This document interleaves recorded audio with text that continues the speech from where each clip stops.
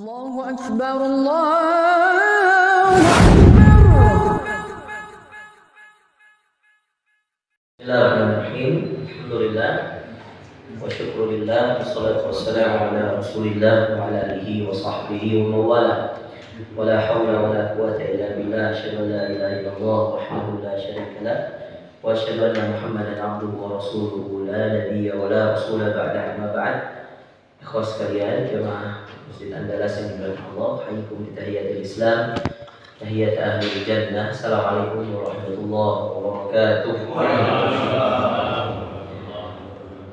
Alhamdulillah, kita bersyukur pada Allah Subhanahu wa taala. Subuh hari ini atas izin Allah kita bisa melanjutkan kajian kita di Masjid Andalas dalam keadaan sehat walafiat. Semuanya alhamdulillah diberikan oleh Allah taufik hidayah, bangun sholat subuh, berangkat ke masjid dan bisa berjamaah. Insyaallah ini adalah suatu keutamaan, kemuliaan yang tidak semua orang Bapak sekalian Allah izinkan untuk melakukan kebahagiaan, kemuliaan ini. Banyak di antara mereka rela bangun pagi untuk lari pagi, padahal mereka belum sholat subuh. Ya, banyak di antara mereka bangun pagi, ya bahkan sebelum subuh rela ke pasar jualan, cari nafkah, padahal mereka belum menyembah yang memberi nafkah, yang memberi rezeki. Ya. Kalau kita ke pasar Pak, ya, di daerah saya pernah sebelum subuh berangkat, karena ada jadwal di Sinjai, ya, kita lewat Goa, ada pasar di sana. Sebanyak jam 3:30 sudah ramai itu pasar. Ya. Pas azan subuh, ya, kita singgah melihat orang-orang di pasar masih belum bergerak untuk sholat, sibuk dengan dunianya, sibuk dengan mencari uang, ya, agar mereka bisa hidup, dan mereka lupa bahwa yang ngasih uang itu adalah Allah yang mereka sembah. Ya, bahkan ketika mereka sebenarnya pergi sholat subuh, mereka tidak akan lebih dari 5 menit, ya, mengeluarkan waktunya untuk sholat, dan setelah itu mereka boleh kembali berjualan, sebagaimana ayat Allah dalam surah Al-Jumu'ah, فَإِذَا قُضِيَتِ الصَّلَاةُ فَانْتَشِرُوا فِي الْأَرْضِ. Kalau sudah selesai sholat, bersebaranlah di muka bumi. وَابْتَغُوا مِنْ فَضْلِ اللَّهِ, dan carilah rezeki dan nikmat dari Allah. Nah, jadi Bapak Ibu sekalian, perihal tentang rezeki, perihal tentang kehidupan dunia, itu sebenarnya sudah diatur dalam Quran. Bahkan Allah mengatakan kalau sudah sholat, bersebaranlah di muka bumi. Di antara hal yang tidak sunnah Bapak Ibu sekalian adalah seseorang yang kemudian hidupnya hanya di masjid, lalu dia bengkalaikan, lalu dia tinggalkan anak istrinya, ya. Anak istrinya diterbengkalai, tidak ada yang ngurus, tidak ada nafkahnya. Ini justru menyelisih sunnah Nabi SAW, karena Nabi selama hidupnya tidak hanya tinggal di Masjid Nabawi Bapak Ibu sekalian. Beliau bekerja, berdagang, ya, bahkan perdagangannya sampai Basrah. Jadi ada ayat dalam Al-Quran, وَابْتَغِ فِيمَا آتَاكَ اللَّهُ الدَّارَ الْآخِرَةَ وَلَا تَنْسَ نَصِيبَكَ مِنَ الدُّنْيا. Kata Allah dalam Al-Qasas, diceritakan tentang bagaimana Allah menganjurkan orang mencari akhirat. وَابْتَغِ, carilah apa yang Allah karuniakan kepadamu di dunia ini, kampung akhirat. وَلَا تَنْسَ نَصِيبَكَ مِنَ الدُّنْيا, tapi ada penekanan di sana. Tapi jangan lupa urusan kehidupanmu dengan dunia ini Bapak Ibu sekalian. Maka mencari nafkah itu adalah bagian daripada support sistem kita menuju akhirat. Orang yang tidak cari nafkah, orang yang tidak keluar untuk bekerja, orang yang tidak keluar untuk mencari nafkah yang halal untuk istri, anaknya, keluarganya, maka orang itu dikategorikan orang yang tidak sesuai dengan perintah Allah. Wala tansa nasibaka minad dunya. Ayat yang lain itu tadi Al-Qasas, kita geser ke Al-Mulk Bapak Ibu sekalian. Dalam surah Al-Mulk ayat 15, apa ayat Allah? Huwallazi ja'ala lakumul arda dhalula. Allah mengatakan, huwallazi, dialah Allah, ja'ala lakumul arda dhalulan. Allah itulah yang menjadikan bumi ini hamparan untuk kalian. Hamparan apa Ustaz? Hamparan rezeki-rezeki kalian. Famshu fi manakibiha, kata Allah, berjalanlah. Ya, perintahnya berjalan. Kalau untuk dunia itu berjalan. Berjalanlah. Famshu fi manakibiha, di peredarannya. Wa kulu min rizqi, dan makanlah rezeki yang Allah karuniakan kepada kalian. Bapak Ibu yang dimuliakan Allah, rezeki yang dikaruniakan ini perlu berjalan. Apa arti definisi dari berjalan di sini? keluar mencari nafkah, bekerja, ya. Kemudian mengeluarkan tenaga. Inilah waqulu birrizqi famshu fi manakibiha. Berjalanlah, bergeraklah. Bahkan kata para ulama, taharrak, ya, bergeraklah, fa inna fil harakat barakah. Bergeraklah karena dalam setiap gerakanmu itu ada keberkahan. Kalau orang tinggal seharian di masjid tidak kemana-mana, dengan orang yang masuk masjid sholat subuh, setelah itu dia berzikir, dia sholat, lalu dia bekerja, datang azan zuhur, dia ke masjid lagi, setelah itu dia kembali lagi bekerja, datang azan asar, dia ke masjid lagi, setelah itu dia kembali lagi ke rumahnya, beristirahat dengan keluarganya, datang azan maghrib, azan isya, dia kembali ke masjid. Artinya orang ini lebih hebat, Bapak Ibu sekalian. Kenapa dikatakan lebih hebat? Karena dunia, ya, tidak menyilaukan dia dengan akhirat. Orang yang subuh sampai isya di masjid tidak akan lebih hebat dari orang yang subuh di masjid. Kemudian dia keluar cari nafkah. Kemudian di tengah-tengah panas, di tengah-tengah sibukannya, dia ke masjid lagi, ada zuhur datang, dia ke masjid lagi. Kemudian dia kembali lagi bekerja. Di tengah-tengah kesibukannya, adzan asar, dia datang lagi. Orang ini jauh lebih hebat, Bapak Ibu sekalian. Orang yang Masya Allah dunianya terurus, akhiratnya terurus. Jadi jangan dikira orang yang kemudian seharian di masjid terus, Bapak Ibu sekalian, itu lebih dicintai Allah. Tidak. Yang lebih dicintai Allah adalah orang-orang yang tahu mana dunia, mana akhirat. Bahkan ibadah. Perhatikan dulu. Ini dimana ibadah ghairu mahdhah. Ibadah mahdhah dan ibadah ghairu mahdhah dalam fikih itu adalah ibadah yang nampak dan ibadah yang tidak nampak. Mahdhah itu contoh sholat. Ghairu mahdhah contoh bekerja. Bapak Ibu bekerja, apa niatnya? Cari rezeki. Dengan rezeki itu anak sekolah, anak pondok di pesantren. Dengan rezeki itu kita bisa beli kendaraan. Kendaraan ini dipakai untuk mengantar istri kita, mengantar anak kita, ibu kita, dan seterusnya. Ini bagian dari ibadah ghairu mahdhah. Sekarang mari berhitung, Pak. Berapa sih jatah ibadah mahdhah kita? Sholat 5 waktu saja dulu, yang wajib sifatnya. Cuma 5 kali, Pak. 5 kali ini kalau satu kalinya 5 menit, Bapak Ibu sekalian, maka cuma jatah kita 25 menit. Iya. Setengah halaman tadi saya baca, subuh ini, subuh setengah halaman. Iya. Itu udah sampai 5 menit kita sholat. Bagaimana kalau ada zuhur, asar, maghrib, isya yang lebih pendek dari setengah halaman? Ada mungkin yang cuma baca 4 ayat, ada yang baca idza jaa nasrullahi wal fath 3 ayat, ada yang baca qul huwallahu ahad 4 ayat, ada yang baca wal asr 3 ayat. Semuanya sah, Bapak Ibu sekalian. Nah, orang-orang yang tidak mengerti tentang kaidah bagaimana Allah mencintai seorang hamba, maka dia akan disibukkan dengan ibadah mahdhah. Padahal ibadah ghairu mahdhah ini termasuk yang paling besar pahalanya. Anda tidak pakai uang haram, Anda tidak pakai uang riba, Anda tidak pakai uang yang na'udzubillah diharamkan Allah. Anda mencari nafkah dengan sungguh-sungguh, ya.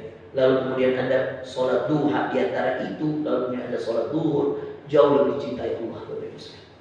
Itulah kenapa dari 10 sahabat yang dijamin masuk surga, Bapak Ibu sekalian, 7 diantaranya orang kaya. 10 sahabat yang dijamin masuk surga: Abu Bakar, Umar, Ali, Utsman, Talha, Zubair, Abu Ubaidah al-Jarrah, Abdurrahman bin Auf, Zubair bin Awwam, ya, Sa'ad. Ini semua Bapak Ibu sekalian 10 orang yang kemudian dijamin masuk surga. Orangnya pedagang, ya, orang kaya, orang yang hari-hari punya kebun, ya. Abu Bakar perdagangan, Utsman perkebunan, ya. Subhanallah. Abdurrahman bin Auf perdagangan, ya. Orang-orang kaya. Talha perdagangan, ya. Orang-orang yang punya kekuatan. Abu Ubaidah al-Jarrah masalah perbesian, Pak, ya. Abu Ubaidah ini jago bikin alat perang, ya. Dia jualkan ke orang-orang yang membutuhkan, ya. Abu Ubaidah pakaian perang. Ali bin Abi Thalib juga sama, pakaian perang, alat pedang, ya. Jago, ya. Mereka berdagang dengan semua itu, Pak, ya. Masya Allah. Jadi orang yang punya wibawa, ketika kemudian dia mampu memberikan yang terbaik untuk orang lain, inilah orang yang sebenarnya dicintai oleh Allah. Bayangkan 10 sahabat yang dia masuk surga, hanya 3 yang tidak kaya, Bapak Ibu sekalian. Hanya 3 yang tidak, ya, terlalu sibuk dengan dunianya. Tapi apakah kemudian ketika mereka sibuk dengan dunia, lalu kemudian kita tidak membaca kisah Bagaimana Abdurrahman bin Auf menyedekahkan hartanya. Bagaimana Utsman beli sumurnya orang Yahudi. Bagaimana Abu Bakar menyedekahkan pada perang Tabuk semua hartanya. Siapa yang punya kekuatan kalau begitu? Mana yang cinta dunia, mana yang tidak kalau begitu? Orang yang di masjid tiap hari pun belum tentu kalau dia punya uang dia bisa berikan untuk agama Allah. Ya. Makanya orang yang punya wibawa dalam ekonomi, punya wibawa dalam kekuatan finansial, biasanya ketika dia diberikan keimanan oleh Allah, jauh lebih dicintai Allah dibandingkan orang yang tidak memiliki kekuatan ekonomi. Ya. Nabi SAW mengatakan, ni'mal malus soleh fi abdis soleh. Sebaik-baik harta yang terbaik dipegang oleh orang soleh. Jadi anjuran menjadi orang yang punya kemandirian dalam usaha, kemandirian dalam pekerjaan, kemandirian dalam apapun yang kita inginkan. Ya. Jadi orang-orang Bapak Ibu sekalian hari ini, ya, kita semua menyaksikan bahwa kalau kemudian kita melihat apa yang terjadi di sekitaran kita hari ini, mereka orang-orang yang punya harta, punya keuangan finansial, banyak di antara mereka yang berasal dari orang-orang non-muslim. Padahal sebenarnya Islam adalah agama yang sangat amat menganjurkan setiap seseorang menjadi orang yang punya harta, orang yang menyedekahkan hartanya di jalan Allah Subhanahu wa Ta'ala. Karena begitu banyaknya amalan soleh bisa dikerjakan dengan harta yang kita punya. Bapak Ibu sekalian yang dimuliakan Allah Subhanahu wa Ta'ala, ayat yang tadi kami bacakan, wabtaghi fima atakallahu darul akhirah wa la tansa nasibaka minad dunya. Kejarlah apa yang kemudian Allah takdirkan untuk kalian untuk kampung akhirat, dan janganlah lupa nasib kalian terhadap dunia. Kata-kata janganlah lupa nasib kalian terhadap dunia ini adalah warning dari Allah, ya, peringatan dari Allah untuk kita semua bahwa dunia adalah tempat kita mengejar kampung akhirat. Itulah kenapa Allah selalu gandengkan antara dunia dan akhirat. Walal akhiratu khairul laka minal ula. Akhirat lebih baik daripada dunia. Tetapi dunia adalah rumus utama mendapatkan akhirat. Jadi semuanya serba membutuhkan. Orang yang mengejar akhirat butuh dunia yang baik. Orang yang mengejar dunia, akhiratnya tidak akan terdapatkan dengan baik. Maka rumus sederhananya kembali pada ayat dalam Al-Qasas tadi. Kejarlah kamu akhirat, tapi jangan lupakan bagianmu dari dunia. Dan dunia ini adalah justru tempat kita menjadikan akhirat sebagai tujuan utama. Maka sarana, prasarananya dunia, tujuannya akhirat. Itulah kenapa Allah Subhanahu wa Ta'ala mengatakan dalam Al-Quran, qad aflaha man tazakka wa dzakara asma rabbih fasalla. Beruntunglah orang yang mensucikan dirinya, lalu kemudian dia mengingat Allah, lalu dia salat. Ya. Sama dengan ayat dalam Al-Kahfi, al-mal wal banun, harta dan anak keturunan, zinatul hayatid dunya, ya, perhiasan dunia saja Bapak Ibu sekalian. Ya. Wal baqiyatus shalihat khairun 'inda rabbik. Dan ada pun al-baqiyat as-salihat, subhanallah walhamdulillah wa la ilaha illallah wallahu akbar, lebih baik di sisi Allah daripada engkau kemudian mengejar harta dan anak keturunan tadi. Al-mal wal banun zinatul hayatid dunya. Nah, berkaitan dengan itu Bapak Ibu sekalian, Allah Subhanahu wa Ta'ala memberikan rumus. Nah, ini perhatian. Rumus terbaik menyeimbangkan antara bagaimana kita mengejar dunia dengan menjadikan akhirat sebagai tujuan. Ayatnya tadi ada dalam An-Nur, Bapak Ibu sekalian. Maka saya akan buatkan satu rumus. Kata Allah Subhanahu wa Ta'ala, "Huwallazi ja'ala lakumul arda dalulan famshu fi manakibiha wa kulu min rizqihi wa ilaihi nusyur." Dialah Allah yang menjadikan bagi kalian bumi ini tempat untuk mencari rezeki. Saking hebatnya bumi untuk mencari rezeki, Pak. Ya. Orang-orang yang belajar belum tentu dia dapat rezeki dari apa yang dia pelajari. Ya. Saking hebatnya lah lagi masalah rezeki di bumi ini, Bapak Ibu sekalian. Hewan-hewan yang di udara belum tentu rezekinya juga di udara. Ya. Ada yang rezekinya di tanah. Ya. Berapa banyak burung, Pak, makan cacing di tanah.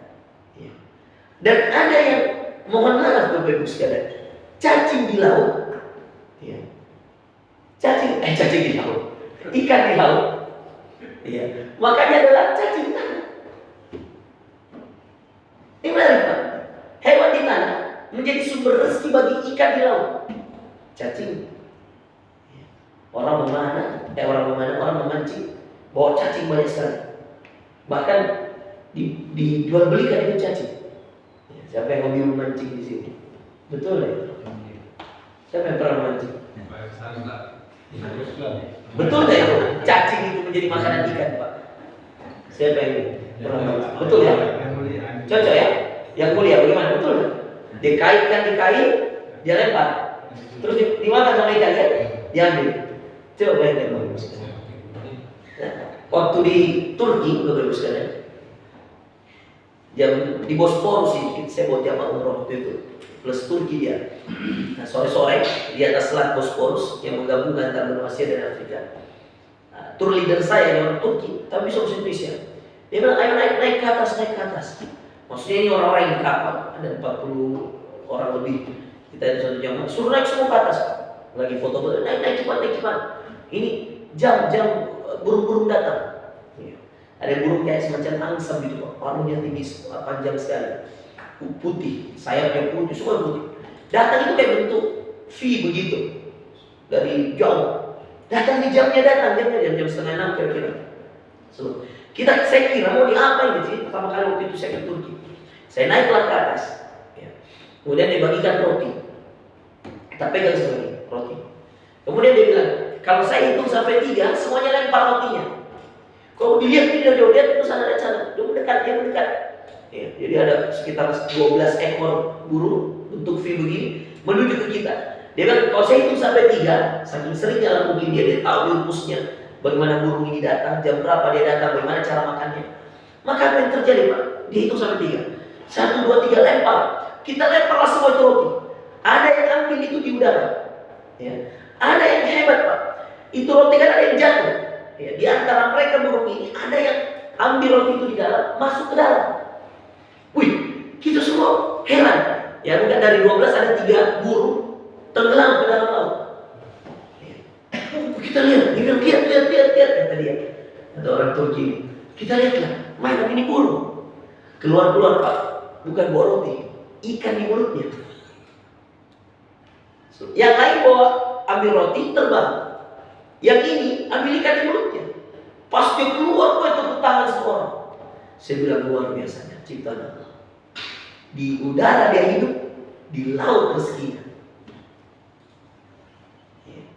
Kalau burung saya Pak, ya, tidak takut dengan rezekinya. Ya. Masa kita yang sholat takut dengan rezeki kita? Ya.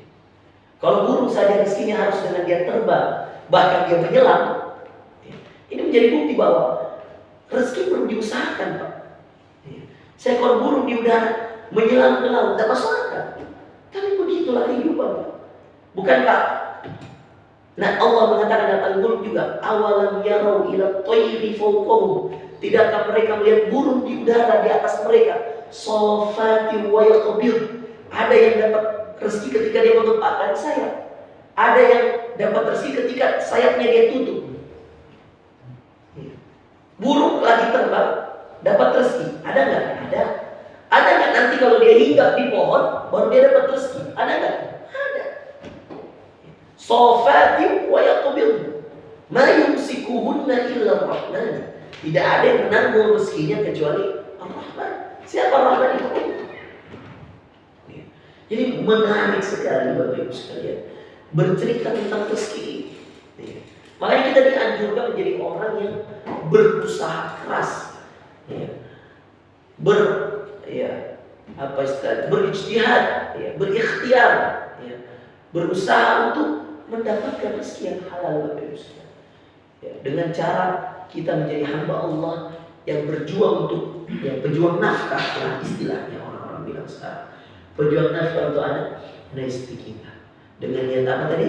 Dengan niat bahwa semua yang kita niatkan Bapak Ibu sekalian untuk anak kita, untuk istri kita tergolong ibadah ghairu mahdhah, ibadah secara tidak langsung. Dan durasinya lebih panjang Pak. Bayangkan Anda pergi jam 8, pulang jam 5 sore. Berapa jam satu hari Anda gunakan untuk ibadah yang namanya bekerja, mencari nafkah. Kalau tidak diniatkan untuk ibadah, Anda akan terus mengalami defisit, istilahnya orang, defisit pahala. Kenapa? Karena Anda hanya mengandalkan sholat 5 waktu. Sedangkan sholat 5 waktu juga ini utang yang harus dibayar. Makanya kalau utang itu wajib. Kalau dia tidak dikerjakan, berdosa. Ya, dia dikerjakan, itu sudah tanggung jawab. Ya. Sebagaimana Allah punya tanggung jawab memberi rezeki, maka seperti itu juga manusia punya tanggung jawab mengerjakan kewajiban. Apa kewajibannya manusia? Yang paling utama Bapak Ibu sekalian, kewajiban manusia yang paling utama adalah mencari nafkah. Ya. Kewajiban utama manusia. Sedangkan kewajiban utama manusia yang lain adalah beribadah kepada Allah. Dan apa yang diwajibkan? Hanya 5. Subuh, zuhur, asar, maghrib, isya. Anda kalau tidak tahajud, tidak berdosa. Anda kalau tidak mengaji, tidak berdosa.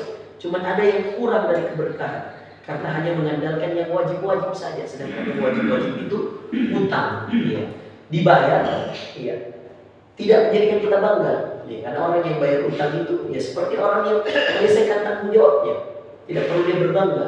Setelah itu ketika dia bersedekah, barulah kemudian itu terhitung sebagai amalan saleh. Bapak Ibu sekalian yang dimuliakan Allah, maka ada 5 rumus Bapak Ibu sekalian yang menjadi rumus dunia. Rumus dunia yang pertama Bapak Ibu sekalian, dikejar dengan niatan ibadah. Ini rumus pertama. Karena kapan dia dikejar tidak niat ibadah. Apa niatnya yang paling simpel Ustaz? Adalah mencari nafkah yang halal. Karena kita punya tanggung jawab kepada istri dan anak kita. Maka orang-orang yang keluar mencari nafkah yang halal untuk istri dan anak-anaknya terhitung ibadah di sisi Allah Subhanahu wa taala. Yang kedua Bapak Ibu sekalian, yang menjadi rumus dunia lagi untuk mendapatkan akhirat. Setelah diniatkan untuk ibadah, dipastikan pekerjaannya adalah pekerjaan yang diridhoi Allah. Harus pekerjaan yang diridhoi Allah. Kalau Anda keluar pergi pagi pulang sore, terus Anda kemudian kerja di tempat-tempat haram, tempat-tempat maksiat, ya tidak mungkin tergolong ibadah. Ya. Tidak mungkin terhitung pahala. Jadi niatnya harus ibadah. Yang kedua, tempatnya, tempat bekerjanya, sumber keuangannya harus sumber keuangan yang sah, halal, thayyib, yang baik-baik. Kemudian yang ketiga, agar dunia ini menjadi pendukung akhirat kita, dilakukan tanpa menghilangkan kewajiban kita sebagai seorang muslim untuk beribadah, yaitu sholat 5 waktu. Orang-orang yang mau dunianya diurus Allah untuk menjadi akhirat, maka jangan lewatkan sholat 5 waktu tepat waktu, Pak. Kalau bisa di masjid lagi-lagi. Di saat Anda bekerja, azan Anda datang, itu jauh lebih dicintai Allah. Itulah kenapa, Pak, sholat berjamaah itu luar biasa dahsyat dibanding sholat sendiri. Ya. Kenapa setiap sholat jamaah dipanggil azan? Ya. Mengingatkan orang-orang semuanya yang sedang berdagang, sedang jualan, sedang di kebun, sedang di tani, sedang di sawah, ya bertani dan seterusnya, untuk datang kepada Allah. Kalau dia tinggalkan pertaniannya, lalu dia datang kepada Allah, itu yang membuat Allah bahagia. Itu yang membuat kita mendapatkan apresiasi dari Allah. Lagi sibuk-sibuk cari nafkah, dipanggil Allah datang. Itu orang lebih hebat di sisi Allah daripada dia tidak cari nafkah dan dia terus berada di masjid, lalu dia sholat 5 waktu di masjid. Tidak ada hebat-hebatnya di sisi Allah. Itu biasa. Ya kecuali orang yang pensiun, ya. Orang yang sudah pensiun dan kerjanya ya 5 harinya. Jangan tersinggung Pak, ya yang sudah tua. Ya. Mau beli apa? Ya. Ada tong istilah pensiun. Ya kalau sudah pensiun tidak apa-apa. Subuh di masjid, duhur di masjid, dia ngaji saja karena dia sudah selesai masa-masa bekerjanya, itu tidak apa-apa. Ya. Tapi yang masih muda-muda, yang masih usia-usia produktif, ya dia sebaiknya untuk bekerja. Ya. Itu lebih dicintai Allah dibanding orang yang pagi di masjid, subuh di masjid, zuhur di masjid, asar, ya jauh lebih ringan. Ya, secara perjuangan logika juga Pak.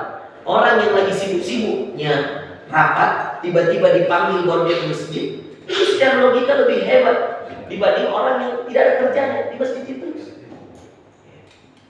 Masya Allah. Itu yang ketiga. Ya, dipastikan dunianya tidak menghilangkan akhiratnya. Ada yang keempat, rumus yang selanjutnya Bapak Ibu sekalian. Dipastikan ada niat untuk manfaat bagi orang lain. Cari dunia untuk akhirat itu kalau hanya untuk diri sendiri, badan cuma satu. Iya. Kalaupun tidur berapa banyak rumahnya, satu dia pakai kamarnya. Ya, mobil mau 10 pun pasti satu dia pakai karena badannya cuma satu. Nah, ada artinya Bapak Ibu sekalian. Kita cari nafkah kalau hanya untuk diri sendiri. Cari nafkah sebanyak-banyaknya untuk bermanfaat bagi orang lain. Ya.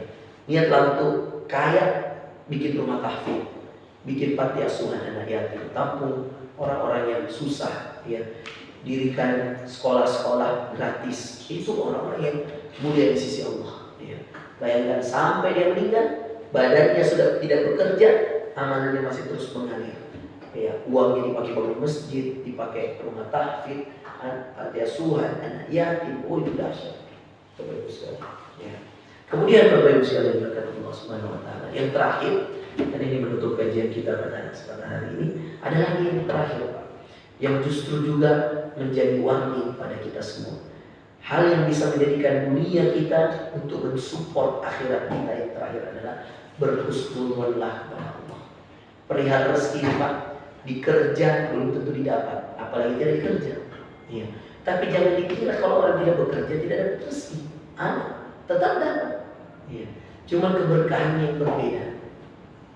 Ada orang yang 4 tahun belajar geologi, perminyakan. Subhanallah, rezekinya bikin barbershop. Ada. Kuliahnya geologi, ya, rezekinya barbershop. Ya. Sekarang 18 di barbershopnya di Jakarta. Ada sama kita. Ya. Di sini kalau Anda mungkin pernah tahu Cokolisius, ya, itu salah satu ownernya namanya Dokter Gigi Vika. Ya. Ini istrinya dulu Haji Muslim. Ya. Dokter Vika ini 4 tahun belajar gigi. Ya. Selesai, bukannya bikin praktek kedokteran gigi, malah dia dapat rezeki dari apa? Bikin kue coklat yang kasih rusak gigi. Gimana itu, Pak? Ya. Itu aku bilang rezeki begitu, Pak, ada. Dia lain dipelajari, lain dapat. Kalau yang mulia belajar hukum memang dulu. Jangan sampai kita arsitek, kita tiba-tiba di pengadilan. Oh, apa itu? Teknik. Kita tuh teknik. Kenapa bisa di pengadilan jadi tukang sita? Apa? Rezeki kita ada di sana. Serius Kak? Teknik dulu. Teknik bangunan. Teknik bangunan. SMA-nya. SMA-nya. Kuliahnya? Jarum jam. Oh, masih nyambung Ji. Kalau ini 4 tahun SKG, 2 tahun dokter gigi, 6 tahun dia pelajari. Rezekinya dari bikin kue coklat. Cokolisius. Wah. Kasih urusan gigi. Begitulah rezeki. Ada lagi di antara kalian yang begitu? Lain yang pelajari, lain jadi rezekinya. Kalau saya masih lurus Ji. Iya. Cocok Ji. Iya. Ustaz, rezekinya travel. Masih nyambung di bawah haji umroh tuh, nyambung Ji. Ya, dipelajari sama. Tapi ada orang yang begitu, Pak. Teman saya geologi. Ya, jamaah kita ini geologi, Jakarta, 18 barbershopnya. Saya bilang, kenapa waktu SMA kau tidak kuliah jadi tukang cukur saja? Dia kenapa tidak dipelajari saya? Dia bilang, Ustaz, saya belajar dunia barbershop ini 2 minggu. Saya buka 1 cabang, wih, laku, bikin 2 cabang. Akhirnya 18 cabang, 10 menengah ke atas, 8 menengah ke bawah. Biar pangkas-pangkas Madura itu di daerah Jakti, kalau daerah Jakti, Jakarta Utara itu Madura, dia semua yang punya. Barbershop yang hebat-hebat, yang bagus-bagus tempatnya, dia juga yang punya. 18 outlet tukang cukurnya. Nah, dia tidak pernah belajar cukur. Geologi kita belajar minyak. Perminyakan, Pak. Perminyakannya bukan kaleng-kaleng, ITB. Anak ITB geologi. Kurang hebat apa? Apa? Bukan minyak rambut kan? Minyak ini geologi ITB. Ya. ITB geologi bikin usaha perambutan. So, jadinya bukannya minyak rambut kan? Ya? Pak Irfan geologi. Geologi juga. Kerja minyak aja. Minyak rambut ya. Nah, Bapak Ibu yang dimuliakan. Jadi itulah rumus. Jadi apa rumus terakhir dalam rezeki, Pak?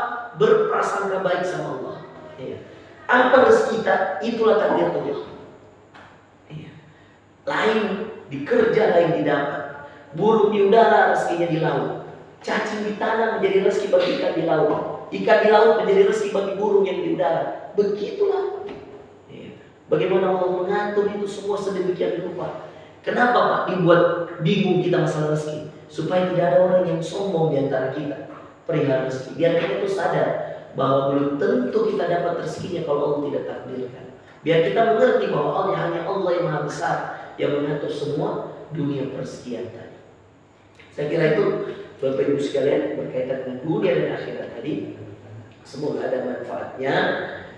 Ada yang mau bertanya tentang rezeki? Ya.